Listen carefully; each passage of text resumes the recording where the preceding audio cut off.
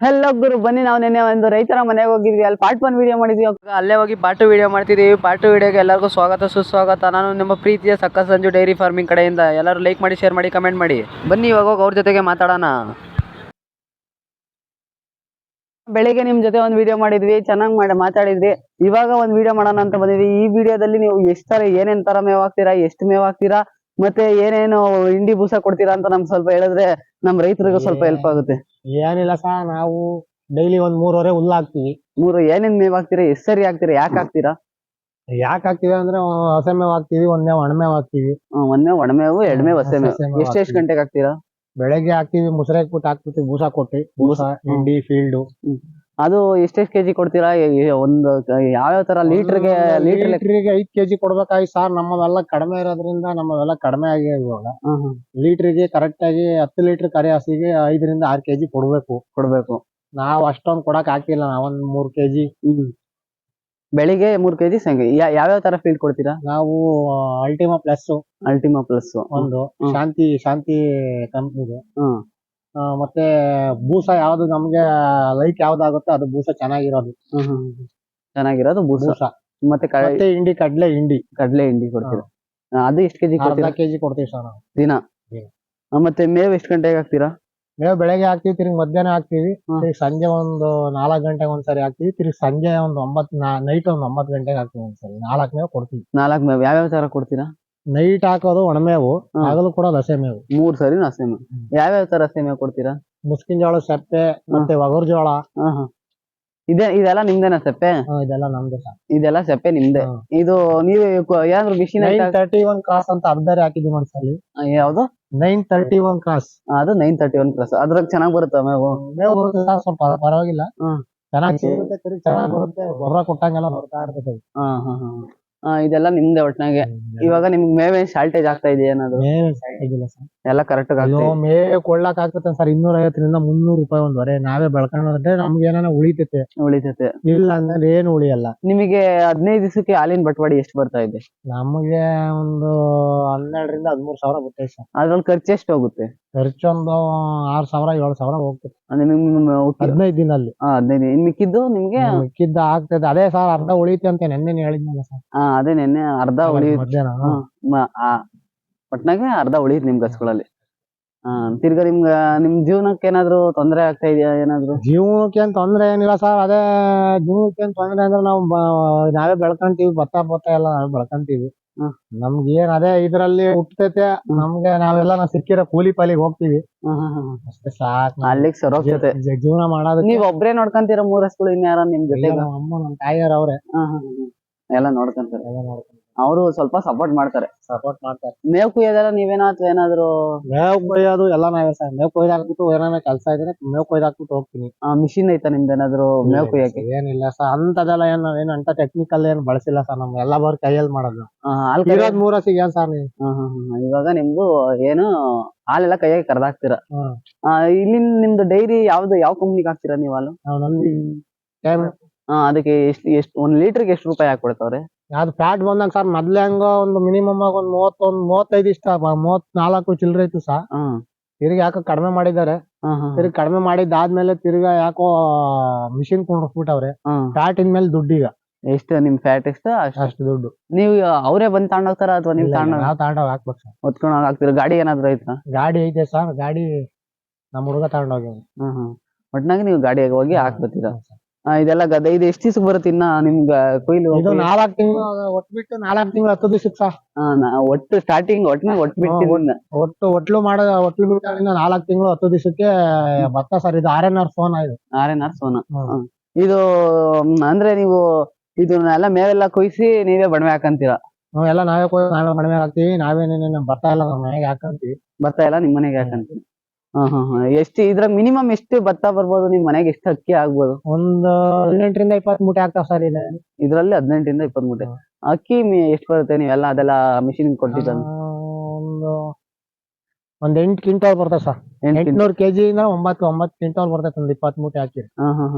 ಅದೆಲ್ಲ ಮೇವು ಇವಾಗ ಅದೆಲ್ಲ ಖಾಲಿ ಆದ್ಮೇಲೆ ನಿಮ್ಗೆ ಮೇವು ತಿರ್ಗಾ ಎಲ್ಲಿದೆ?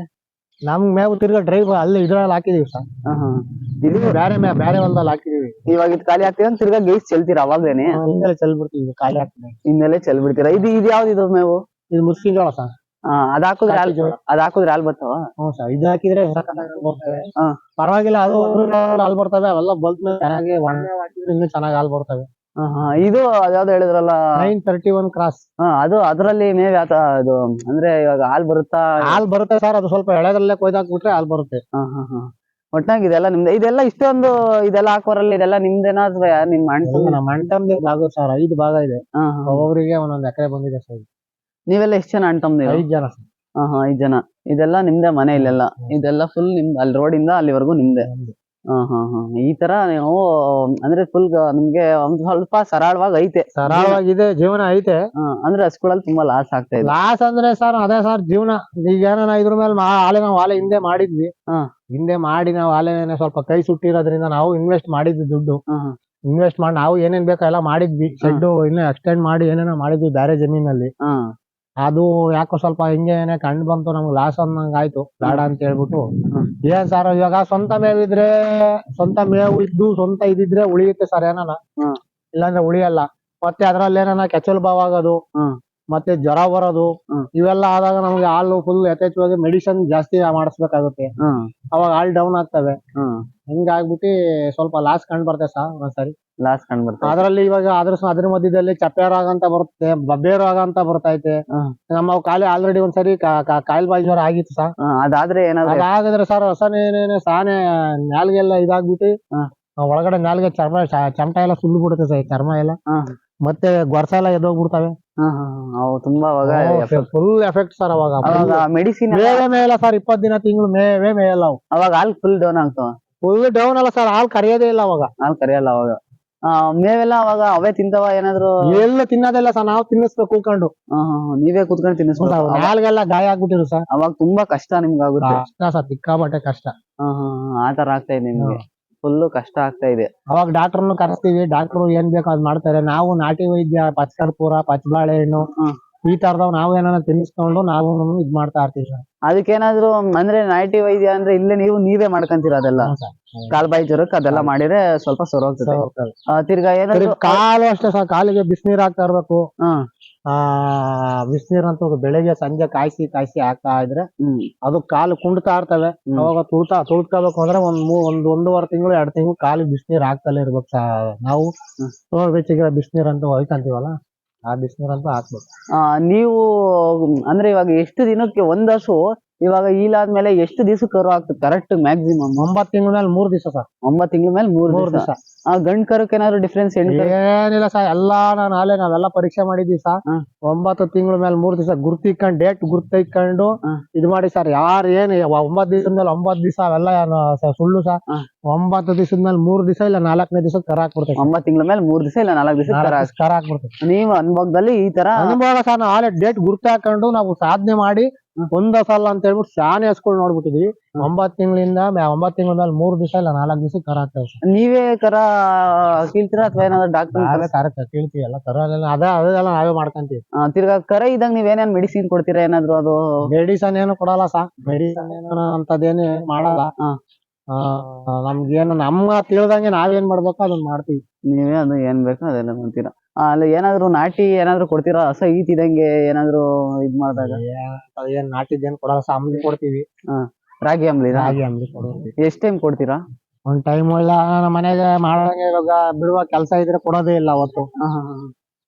ಏನಂದ್ರೆ 1 ಊಟ 2 ಊಟ ಕೊಡ್ತೀವಿ. ಆತರ ರಾಗಿ ಅಂಬ್ಲಿ ಕೊಡ್ತೀರಾ? ನೀವ್ ಈ ಮನೆ ಕಟ್ ಸಾಲ ಎಷ್ಟ್ ದಿವಸ ಆಯ್ತು ಇಲ್ಲಿಗೆ ಬಂದಿ? ಊರಲ್ಲಿ ಇದ್ವಿ ಸರ್. ಊರಲ್ಲಿ ಇದ್ದಾಗ ಅದು ಮನೆ ಸ್ವಲ್ಪ ಯಾಕೋ ಹಳೇದಾಗಿ ಅಲ್ಲಿ ಕಿತ್ತಾಕ್ಬಿಟ್ಟು ಬೇರೆ ಕಟ್ಟಣ ಅಂತೇಳಿ ಬಿಡೋಣ ಅಂತೇಳಿ ಇಲ್ಲೇ ಶೆಡ್ ದನಿ ಎಲ್ಲ ಇಲ್ಲೇ ಮಾಡ್ಕೊಂಡಿದ್ದೀರಾ? ಇಲ್ಲಿ ನಿಮ್ಗೆ ಸ್ವಲ್ಪ ಏನಾದ್ರು ಭಯ ಆಗುತ್ತೆ? ಇಲ್ಲಿ ಏನಾದ್ರು ಏನ್ ಭಯ ಇಲ್ಲ ಬಿಡಿ ಸರ್. ಏನ್ ಭಯ ಆಗುತ್ತೆ? ಇಲ್ಲೇ ಎಲ್ಲ ನೀವ್ ಇದ್ದೀರಾ? ಫುಲ್ ಫ್ಯಾಮಿಲಿ ಪೂರ್ತಿ ಇಲ್ಲೇ ಇದ್ದೀರಾ? ಅಲ್ಲಿ ಹತ್ರ 1 ವರ್ಷ ಆಯ್ತು ಬಂದಿ. ನೀವು ಪರವಾಗಿಲ್ಲ, ಒಂದ್ ರೇಂಜಿಗೆ ಜೀವನ ನಡ್ಕೊಂಡು ಹೋಗ್ತಾ ಇದೆ. ಮಿಡಲ್ ಕ್ಲಾಸ್ ನಾವು ಇದಕ್ಕೆ ಸಂಘಗಳಾಗೆಲ್ಲ ಎತ್ತಿ ಸಾಲ ಮಾಡಿದ್ವಿ. ಹಿಂಗೆ ಲಾಸ್ ಕಂಡು ಬರೋದು, ಹಸಿ ಹುಷಾರಿಲ್ದಂಗ ಆಗೋದು, ಮತ್ತೆ ಕೆಸರು ಭಾವ ಆಗೋದು ಎಲ್ಲ ಹಾಲು ಕಡಿಮೆ ಬಂದಾಗ ಏನಾಗುತ್ತೆ ನಮ್ಗೆ ಲಾಸ್ ಕಂಡು ಬರ್ತೈತೆ. ಲಾಸ್ ಕಂಡು ಬಂದಾಗ ಏನ್ ಮಾಡೋದು ಅಂತಂದ್ರೆ ಇನ್ನೊಂದ್ ಇವನ್ನ ತಿರ್ಗಾ ಲೇಟ್ ಕನ್ಸೀವ್ ಆದಾಗ ನಮ್ಗೆ ಹಾಲು ಇವಾಗ 3 ಹಸ ಮೇಂಟೆನೆನ್ಸ್ ಮಾಡಕ್ ಇನ್ನೊಂದ್ ಹಸ ಬೇಕಾಗುತ್ತೆ. ಅವಾಗ ಸಂಘದಾಗೆ ಸಂಘದಾಗ ಅದನ್ನ ಒಂದ್ ಸಂಘ ಮಾಡ್ಕೊಂಡು ಎತ್ಕೊಳೋದು ದುಡ್ಡನ್ನ ತಿರ್ಗಿ ಇನ್ನೊಂದ್ ಹಸ ತರೋದು, ಇವನ್ ಮೇಂಟೆನೆನ್ಸ್ ಮಾಡೋದು, ಹಿಂಗೆ ಮಾಡಿ ಲಾಸ್ ಅಂತ ಕಂಡು ಬಂದ್ಬಿಡು ಸರ್ ನಮ್ಗೆ. ತುಂಬಾ ಲಾಸ್ ಆಗ್ಬಿಡುತ್ತೆ. ಲಾಸ್. ನೀವು ಏನಾದ್ರು ಇವಾಗ ಕೋಳಿ ನಿಮ್ ಮನೆಗೆ ಸಾಕೊಂಡಿದ್ರ ಕೋಳಿಗಳೆಲ್ಲ ನಿಮ್ ಮನೆ? ಮತ್ತೆ ನಿಮ್ಗೆ ಹಸುಗಳಿಗೆ ತುಂಬಾ ಇವಾಗ ಪರವಾಗಿಲ್ಲ, ಒಂದ್ ರೇಂಜಿಗೆ ನಡ್ಕೊಂಡು ಹೋಗ್ತಾ ಇದೆ. ಒಂದ್ ರೇಂಜ್ ಅಷ್ಟೇ. ಸರಳತೆ ಜೀವನ. ನೋಡಿದ್ರಲ್ಲ ವೀಕ್ಷಕರೇ, ಅವ್ರು ಎಷ್ಟು ಮೇವಾಗ್ತಾರೆ, ಎಷ್ಟ್ ಸರಿ ಮೇವಾಗ್ತಾರೆ, ಏನೇನ್ ತರ ಮೇವಾಗ್ತಾರೆ, ಹಂಗೆ ಅವ್ರ ಮೇವು ತಾಂತಾರ ಇಲ್ವಾ ಅನ್ನೋದೆಲ್ಲ ನೋಡಿದ್ರಲ್ಲ. ಇಷ್ಟ ಆಗಿತ್ತು ಈ video. Thank you for watching.